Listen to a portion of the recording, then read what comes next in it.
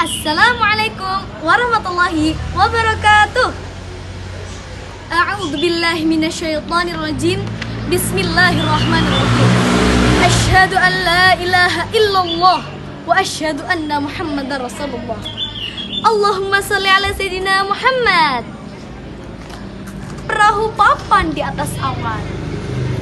Di atas awan jalan perlahan. Penonton yang tampan dan rupawan tepuk tangan dulu dong untuk kontes kayuhan. Jumpa, dan jumpa lagi. Jumpa lagi dengan Sahya. Sahya. Sahya, si mata minimalis, kulit sawo manis, dan hidup ekonomis.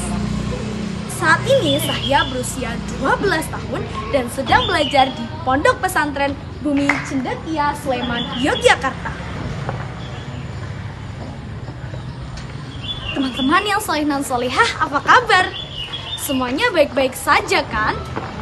Jangan lupa senyum dulu dong, biar yang di rumah ngira lagi nonton film komedi. Padahal kita sedang akan belajar tentang kisah Nabi, tentang kesabaran baginda Nabi Muhammad SAW ketika berdakwah di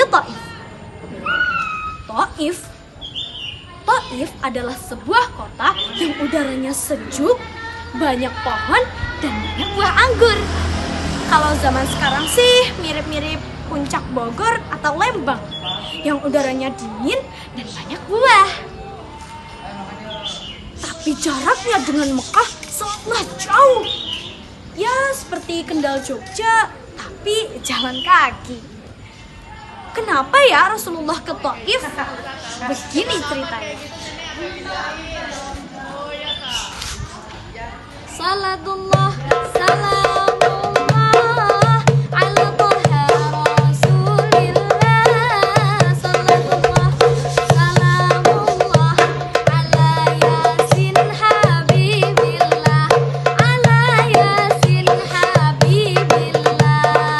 Tahun itu tahun kesedihan, Nabi kehilangan dua pelindung. Pamannya Abu Thalib yang melindungi, juga Sayyidah Khadijah istri tercinta. Sayyidah Khadijah istri tercinta.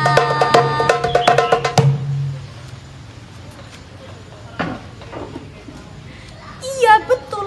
Selama Rasulullah SAW berdakwah di Mekah, beliau kuat karena mendapatkan dukungan dari orang-orang tercintanya. Dua di antaranya adalah pamannya Abu Thalib dan istrinya Sayyidah Khadijah. Meskipun beliau mendapat penolakan dari kaum Quraisy yang hampir setiap hari mencacinya, melempari kotoran, bahkan mengancam Rasulullah untuk membunuhnya, Rasulullah tetap kuat dan terus berdakwah. Namun, semenjak dua orang yang dicintai dan mencintai Rasulullah wafat, beliau mulai berpikir, jika orang Mekah menolak dakwahnya, maka orang Taif akan menerima.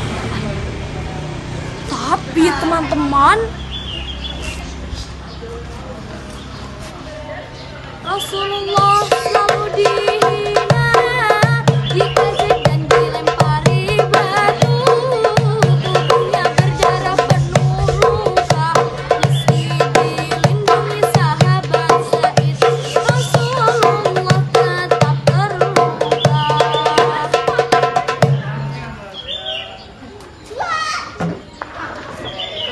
Betapa jahatnya kaum Taif itu, teman-teman. Tapi apakah Rasulullah marah? Tidak.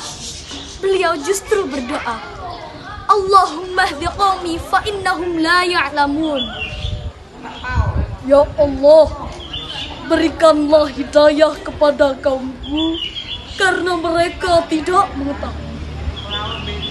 Rasulullah meminta pertolongan dari Allah, bukan membalasnya dengan keburukan. Lalu malaikat Jibril dan malaikat penjaga gunung datang. Lalu mereka berkata, Wahai Rasulullah, jika engkau mau, kami akan timpakan kepada penduduk Taif itu. Wah, kalau kita sih sudah langsung bilang, iya, hajar saja mereka. Mereka sudah keterlaluan. Tapi Rasulullah, beliau menggeleng dan mengatakan, jangan, aku berharap suatu saat nanti keturunan dari mereka akan menjadi orang-orang yang beriman kepada Allah.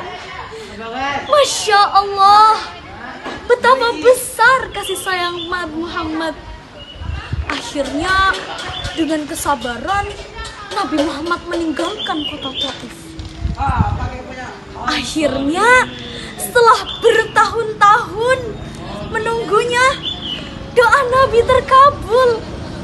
Orang-orang Taif berhasil masuk Islam berbondong-bondong. Subhanallah, doa sabar dan kasih sayang Nabi membuahkan hasil. Akhirnya Islam berhasil ke dalam Taif. Bagaimana teman-teman? Luar biasa kan? Setidaknya ada 4 pelajaran yang bisa kita ambil.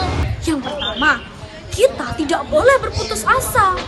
Meskipun ada manusia yang menolak kita, tapi Allah punya rencana yang terbaik untuk kita. Yang kedua, orang yang kuat bukanlah orang yang jago berkelahi, tapi orang yang mampu menahan amarahnya. Seperti sabda Rasulullah dalam hadis riwayat Bukhari dan Muslim. Yang ketiga, balaslah keburukan dengan kebaikan. Seperti yang sudah dijelaskan dalam Quran Surat Fussilat ayat 34. Balaslah keburukan dengan cara yang baik. Dan yang terakhir, ketika kita bersungguh-sungguh berdoa kepada Allah, pasti akan dikabulkan. Walaupun tidak sekarang, tapi pasti akan dikabulkan di waktu yang tepat. Sebagai penutup, mari kita bersalawat bersama-sama.